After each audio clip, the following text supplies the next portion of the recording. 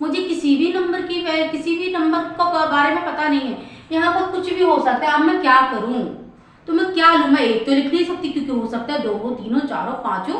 तो उसके लिए हम मान लेते हैं A to Z में से कुछ भी मान लेते हैं। तो x नॉर्मली x माना जाता है, तो मैंने भी यहाँ पर x मान लिया। आप A मानना चाहें आप A मान सकते हैं, बिल्कुल मान सकते हैं A। चलिए कुछ डिफरेंट मान कर देखते हैं हमने माना A।